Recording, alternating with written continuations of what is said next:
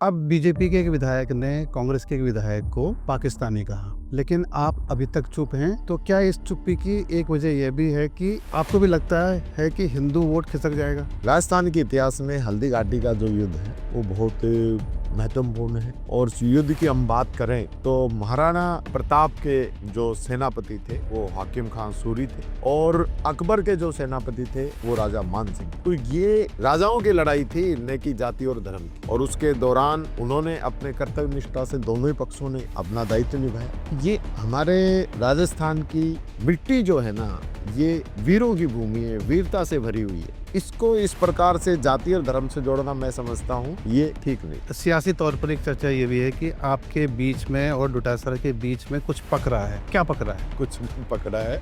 ये सारा जो है पूरा प्लान बीजेपी का है। बीजेपी के पास खुद का कुछ है नहीं, इसलिए वो रोजाना एक ही बात कहते हैं कि जूली और डोटासरा में कुछ पक रहा है। तो ऐसा कोई कुछ भी नहीं है। हमारे बहुत अच्छे संबंध पहले थे, आज भी है, आगे भी नहीं। विधानसभा में इन दिनों शेरो शायरी का काफ़ी जोर भी है, उफान पर भी है। मुख्यमंत्री भी सुना रहे हैं, वित्त मंत्री भी सुना रहे हैं और नेता प्रतिपक्ष के तौर पर आप भी सुना रहे हैं। और सीएम साहब ने तो मेरी पिछली स्पीच की कॉपी की है, पर उसमें कामयाब नहीं हो पाए। देखो, नकल में भी कई चक्कर रहते हैं, तो वो शायद उस प्रकार से उसको बोल नहीं पाए जैसे उनको बोलना चाहिए था। एक शायरी में ये भी कहूँगा जो मैं मेरे लिए सोचता हूँ कि यही एक जुनून, यही एक ख्वाब है मेरा, वहाँ चिराग जला दूं जहाँ है अंधेरा। पहला ही सवाल मेरा आपसे यह है कि पूर्व प्रधानमंत्री इंदिरा गांधी को बीजेपी के एक मंत्री ने दादी कहा और आपकी पार्टी ने नाराज होकर 6 दिन तक विधानसभा ठप रखी, चलने नहीं दी। अब बीजेपी के एक विधायक ने कांग्रेस के एक विधायक को पाकिस्तानी कहा, लेकिन आप अभी तक चुप हैं। तो क्या इस चुप्पी की एक वजह यह भी है कि आपको भी लगता है कि हिंदू वोट खिसक जाएगा? नहीं नहीं, ऐसा नहीं है। सबसे पहले तो मैं क्लियर करना चाहता हूँ कि जो सदन के अंदर गतिरोध रहा, वो मंत्री ने जिस प्रकार से इंदिरा जी के लिए कहा उस पे हमारा ऐतराज था। और ऐतराज जब हम जताने गए तो हमारे 6 विधायकों को सस्पेंड और कर दिया। अब हमारे विधायकों को बाहर कर दिया तो हम उनको छोड़ के कैसे जाएं? इसलिए हम उनके साथ रुके।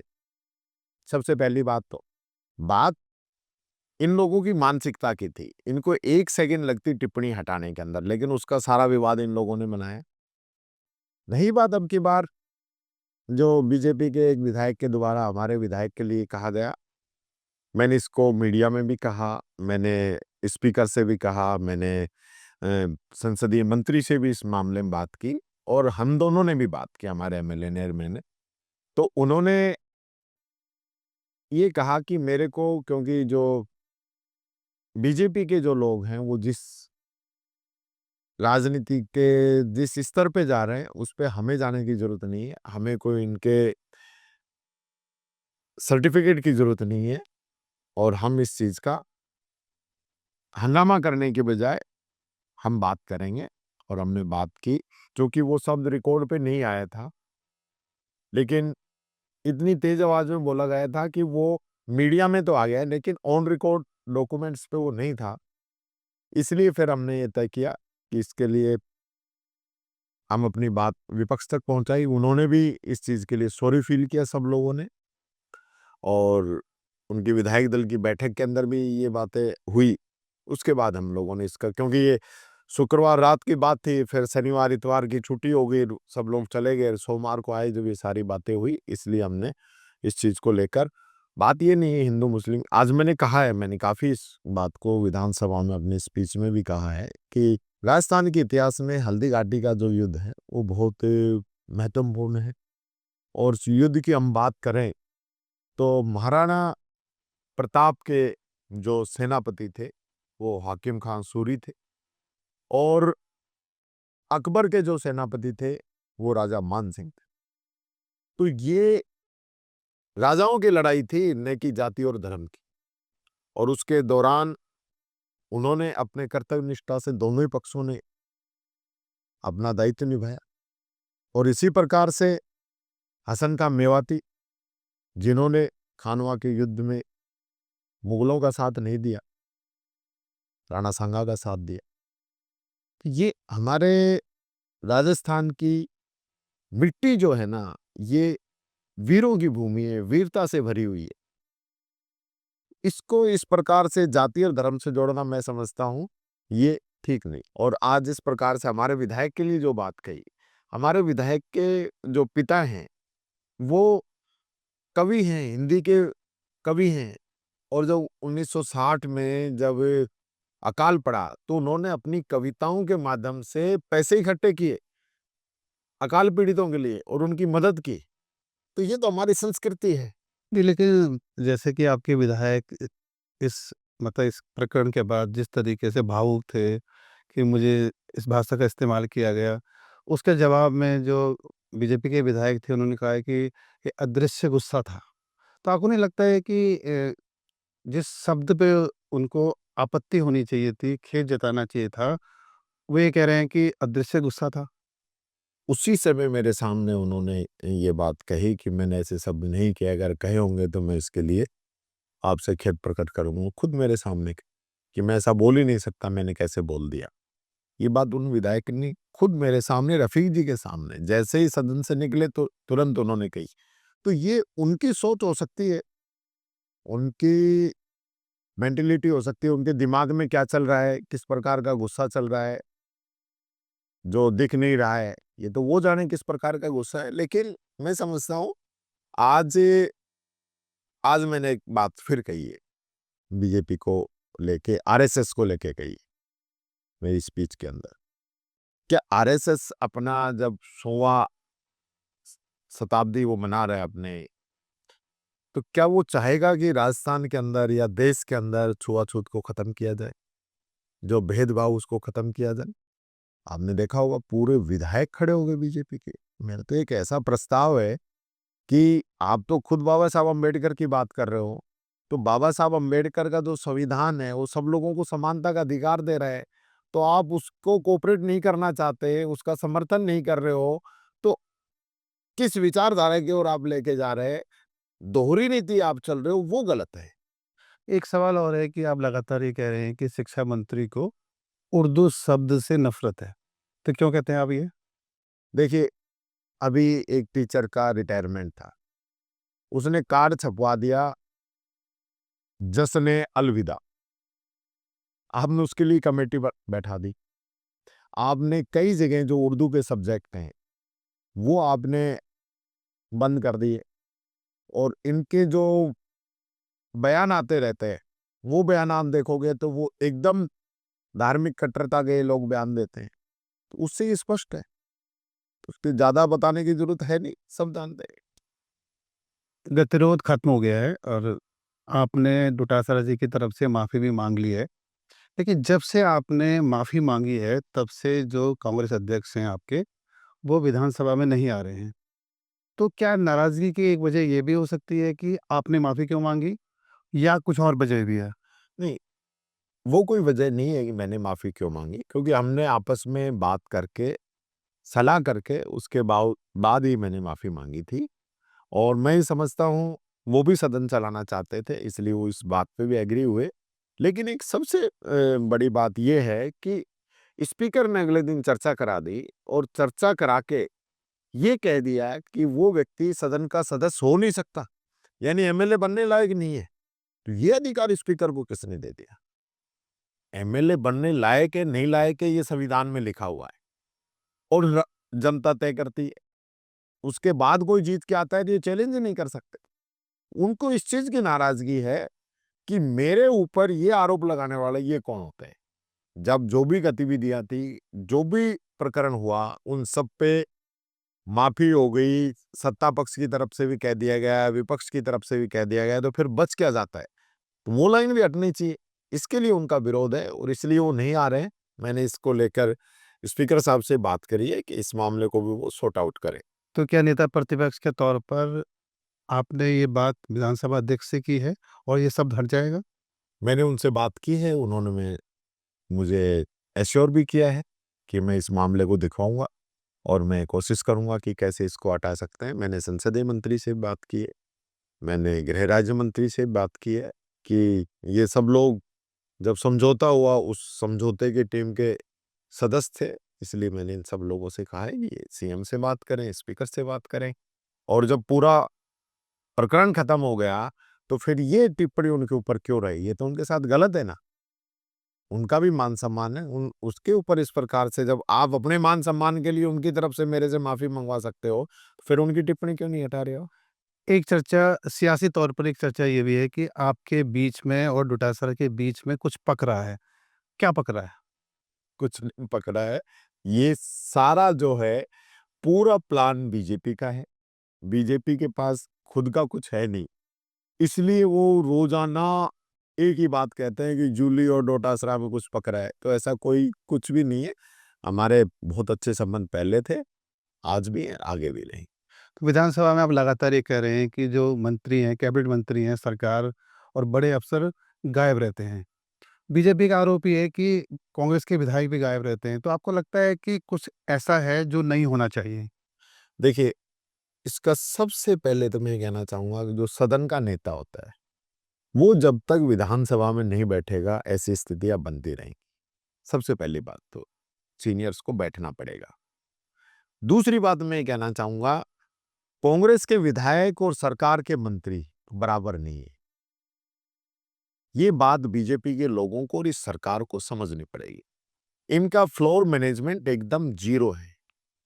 आज की बात ले लो, जब आप वित्त विधेयक आप पेश कर रही हैं दिया कुमारी जी, वो 2 मिनट के लिए बाहर गई और उनका नाम पुकार लिया और उनकी जगह प्रेमचंद बैरवा जी से वो स्थापित कराया गया, तो ये ज़िम्मेदारी किसकी है? क्या सचेतक और संसदीय मंत्री को ये नहीं है कि हमारा कौन मेंबर है, नहीं है, किसका नंबर आएगा, कौन बोलेगा, किसको कौन-सा विधेयक रखना है पटल पे? तो इनको तो कोई उस चीज़ से कोई मतलब नहीं है। 5-5 बार प्रोसीडिंग बदलती हैं। ये हो रहा है, वो शुरू हो गया, फिर रोको भई अब इसको करो, ऐसे थोड़ी ना होता है। सदन है, कोई मज़ाक नहीं है। इन लोगों ने मज़ाक बना दिया।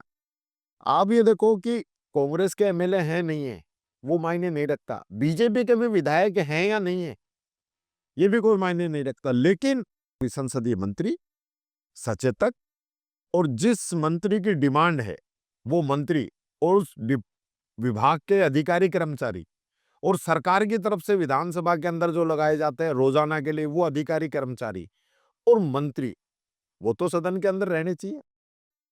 वो ही गायब है। ऐसा कभी नहीं हुआ। 4-5 मंत्री हमेशा रहते हैं।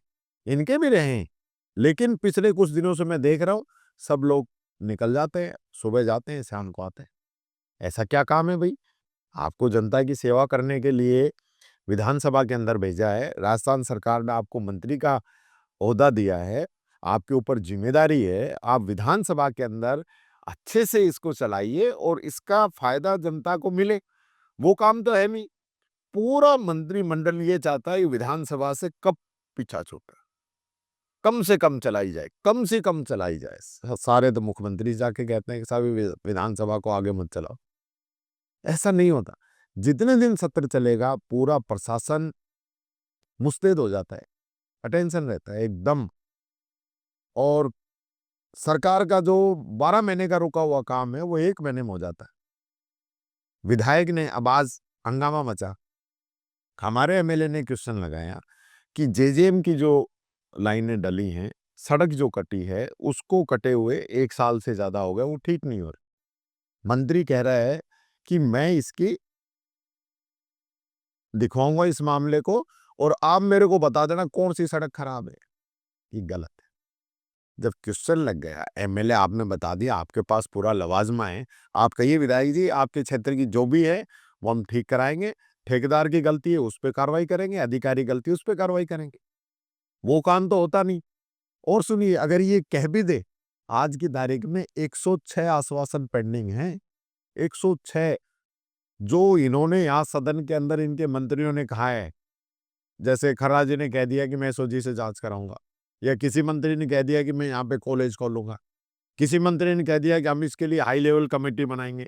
किसी मंत्री ने कह दिया कि हम इस पूरे प्रकरण को दिखाएँगे और इसकी निष्पक्ष जाँच कराएँगे। किसी मंत्री ने कह दिया कि इसके लिए हम अलग कोई ऑर्डर निकालेंगे। तो वहाँ तो कह दिया। धरातल पे है नहीं। तो ये चीजें होनी नहीं चाहिए। आपको जिम्मेदारी मिली है, ये सारी तुलना हमसे करते हैं, जबकि मैं इनको कहता हूं हम तो विपक्ष है, हमारा काम तो बोलने का है, आपके ध्यान में लाने का है। आप अच्छे से काम करो। आप हमारी तुलना क्यों कर रहे हो? हमारी तुलना करनी है तो इधर आ जाओ, हमें दो, हम करते हैं काम। लेकिन एक एक सवाल ये भी तो बनता है कि जैसे कि कांग्रेस के जो बड़े नेता हैं, विधायक भी हैं, वो भी नहीं आते। बीजेपी के भी बड़े नेता हैं, वो भी नहीं आते सदन में। तो नेता प्रतिपक्ष के तौर पर आप इसे कैसे देखते हैं? देखिए, सबको आना चाहिए। समय-समय पर पूरा समय नहीं दे सकते, कई बार क्या है सीनियर नेताओं को बाहर भीतर भी जाना होता है। लेकिन मैं समझता हूँ बड़े नेता आएँगे तो इससे जो नए विधायक हैं उनको बहुत कुछ सीखने का मौका मिलेगा। विधानसभा का जो डेकोरम है वो मेंटेन होगा। लोग फिजूल की बातें नहीं करेंगे, अच्छी बातें करेंगे, एक-दूसरे की आँखों की शर्म रहेगी और अपने नेता को दिखाने के लिए भी परफॉर्मेंस अच्छी करना चाहेंगे। तो मैं समझता हूँ सारे सीनियर्स लोग आने लग जाएँ, तो विधानसभा का स्वरूप ही चेंज हो जाएगा। आपने आईफा अवार्ड को लेकर भी सवाल उठाए हैं और कहा है कि जो इस समारोह में के अभिनेता-अभिनेत्री आए थे और आपने कहा है कि खाटू श्याम जी या देव जी को लेकर सरकार के लिए पैसा नहीं है, लेकिन 100 करोड़ रुपए आईफा पे खर्च किया। तो ये क्यों कहना चाहते हैं आप इसको? देखिए, मैं इसलिए कहना चाह रहा हूँ, खाटू श्याम जी का मेला चल रहा है, लक्खी मेला। 3 दिन तक बाज़ार बंद रहे, व्यापारी हड़ताल पे रहे, वहाँ के लोकल लोग परेशान हो गए। विधानसभा में मामला उठा, पिछले बजट में आपने 100 करोड़ की घोषणा की, अगर वो काम कर देते तो ये हालत नहीं होती। और आपको आईफा करना था, तो आपने 1 मिनट में सैंक्शन निकाल ली, नियम विरुद्ध निकाल ली, पता नहीं कहाँ-कहाँ से पैसे इकट्ठा किया है। रिक्को को मैंने तो आज तक देखा नहीं कोई इस प्रकार के कार्यक्रम में पैसे देता हुआ। इस प्रकार से आप पैसे दे रहे हो। गोविंद देव जी का इतना पुरानी घोषणा है, उसका आप काम नहीं कर रहे हो। आईफा से आपका हो सकता है आपने जिस प्लान के साथ किया हो आईफा, पर आप उसमें सक्सेस नहीं हो पाए। बड़े सीनियर अभिनेता हैं, वो कोई भी नहीं आया। आप सिर्फ शाहरुख खान और करीना कपूर और माधुरी दीक्षित और एक और पता नहीं कौन है, 3, 4, 5, 7 लोग ऐसे थे जिनको कोई जानते होंगे, बाकी तो कोई जानता ही नहीं। तो जो आप इतना बड़ा समारोह आप कर रहे हो, तो उसमें कम से कम ऐसे एक्टर तो आए जिनका नाम हो, जिसके आने से पहचान बने राजस्थान की भी। और जो आए, वो भी कहीं ऐसी जगह घूमने नहीं गए जो वो उस चीज़ के लिए भई एग्री हों कि आने वाले समय में कहीं फ़िल्में बनाएँगे। आप किसी वो या जिसे आपने बात की थी फ़िल्म सिटी बनाएँगे, आज तक कुछ नहीं हुआ। तो मेरा सीधा-सा टारगेट ये था कि आपने 100 करोड़ रुपए जैसे ऐसे खर्चे, ऐसे खाटू श्याम जी के, गोविंद देव जी के खर्च करते, सबसे पहली बात। दूसरी बात, आपने इतने पैसे खर्चे हैं, तो फिर बड़े स्टार्स को लेके आते ताकि आपका नाम होता, राजस्थान का नाम होता। आपने तो आईफा का प्रचार किया है, राजस्थान का प्रचार थोड़ी किया है। और इसी प्रकार से आपकी कोई प्लानिंग ये नहीं थी कि इसका फ़ायदा कैसे मिलेगा। आपने पासेस बाँटे। गोल्डन पास पता नहीं कौन से थे, 7 साढ़े 7 लाख तक के पास थे। किन लोगों को दिए आपने? कौन लोग बैठे थे उन पासों पे? वो फ़ोटो आप निकलवाओ तो आपको पता तो चले ना कि जनता के पैसे के कौन लोग साढ़े 7-7 लाख रुपए के पास लेके बैठे हैं, 5 लाख के पास लेके बैठे हैं, पता तो चले जनता को। क्या उनके लिए आईफा हुआ है या राजस्थान के लोगों के लिए आईफा हुआ है? मेरी तो समझ से बाहर है, इसलिए मैंने इस पे सवाल उठाए। तो आपको क्या लगता है कि मंदिरों से ज़्यादा अभिनेताओं पर फ़ोकस है सरकार का? मंदिरों को मैंने इसलिए टारगेट किया कि बार-बार मंदिर की बात करते हैं, सनातन की बात करते हैं, धर्म की बात करते हैं, इसलिए मैंने टारगेट किया। नहीं तो आज जो प्रदेश की जो हालत है वो इनको देखनी चाहिए। सिर्फ नाच-गाने के कार्यक्रम में आप 100-100 करोड़ रुपए लगा रहे हो और जिसका कोई भविष्य नज़र नहीं आ रहा कि आने वाले समय में इससे राजस्थान को क्या फ़ायदा मिलेगा। वो तो इनका विज़न ही नहीं है। इसलिए मैंने इस चीज़ पे सवाल उठाए। तो अभी विधानसभा उपाध्यक्ष का भी चुनाव नहीं हुआ है, क्यों? ये तो उनका मामला है पार्टी का। लेकिन पिछली गहलोत सरकार में भी नहीं था कोई उपाध्यक्ष, उससे पहले हमारी सरकार में शायद था। तो ये क्यों होना चाहिए? होना चाहिए। तो आपको लगता है ये कांग्रेस का होना चाहिए? अब ये तो मेरे को लगता नहीं है कांग्रेस का बनाएंगे, ये तो अपनी पार्टी का बनाएंगे। पर मैं समझता हूँ क्या परंपराएं पुरानी रही हैं कि किस पार्टी का बनाएं। वैसे तो विधानसभा का जो अध्यक्ष का पद है वो भी किसी पार्टी से रिलेटेड नहीं होता है, बनने के बाद में वो दोनों पक्षों के होते। तो अध्यक्ष अगर बीजेपी से बन रहा है तो उपाध्यक्ष कांग्रेस से बन सकता है। एक सवाल ये भी है कि आपके मुख्यमंत्री से और विधानसभा अध्यक्ष से कैसे रिश्ते हैं? देखिए, मैं दोनों का ही सम्मान करता हूँ, इज्जत करता हूँ, लेकिन जहां तक मुझे लगता है ये दोनों ही लोग कोऑपरेट करने वाले लोग हैं नहीं। ये सिर्फ संबंध, रिश्ते, नमस्कार तक ही ठीक है, इससे ज्यादा की जरूरत है नहीं। कांग्रेस का जो अध्यक्ष है, वो बदलेगा, यही रहेंगे या कुछ और होने वाला है? ये तो अल्लाह का मान तय करेगा, ये मैं थोड़ी तय करता हूँ। तो आपको लगता है कि किसी का नाम लेना चाहेंगे कि दौड़ में ये भी हो सकते हैं? नहीं, ये लगना नहीं लगना, कौन दौड़ में होगा कौन नहीं होगा, ये इससे कोई फर्क नहीं पड़ता। हम पार्टी के वफादार सिपाही हैं। पार्टी जब भी जो भी निर्णय लेती है हम उस निर्णय के साथ रहते हैं। जो भी आला कमान हमारा करेगा वही। विधानसभा में इन दिनों शेरो शायरी का काफ़ी मतलब जोर भी है, उफान पर भी है। मुख्यमंत्री भी सुना रहे हैं, वित्त मंत्री भी सुना रहे हैं और नेता प्रतिपक्ष के तौर पर आप भी सुना रहे हैं। आपका पसंदीदा शायर कौन है या शायरी क्या है आपकी जिसको आप सुनाना चाहते हैं? देखिए, मेरे लिए तो पसंदीदा जो शायर काफ़ी हैं, पर जो जिनके अंदर दर्द झलकता है ना, आम जनता का जो दर्द जिसके अंदर आता है, वो मेरा पसंदीदा शायर हैं। वो कई हैं, कइयों के जो बात निकल के आती है और उन्हीं में से मैं अच्छी-अच्छी शायरी जो है, जो मेरे को लगता है कि मुझे बोलनी चाहिए, वो मैं बोलता हूँ। और जैसे रामधारी सिंह दिनकर साहब की भी मैंने पिछली बार बोली थी और सीएम साहब ने तो मेरी पिछली स्पीच की कॉपी की है, पर उसमें कामयाब नहीं हो पाए। देखो, नकल में भी कई चक्कर रहते हैं, तो वो शायद उस प्रकार से उसको बोल नहीं पाए जैसे उनको बोलना चाहिए था। मैं सीएम साहब से पहले से ही शायरी बोल रहा हूँ, ये मैं ज़रूर कहना चाहूँगा। दूसरा, एक शायरी मैं ये भी कहूँगा जो मैं मेरे लिए सोचता हूँ कि यही एक जुनून, यही एक ख्वाब है मेरा, वहाँ चिराग जला दूँ जहाँ है अंधेरा। मेरी कोशिश है कि जहाँ अंधेरा है वहाँ रोशनी होनी चाहिए। जहाँ गरीब, मज़दूर, दलित, पिछड़ा व्यक्ति है, असहाय है, निर्बल है, उसकी मदद की जहाँ आवश्यकता हो, वहाँ उसके साथ टीकाराम जूली खड़ा दिखे, ये मेरा मन है।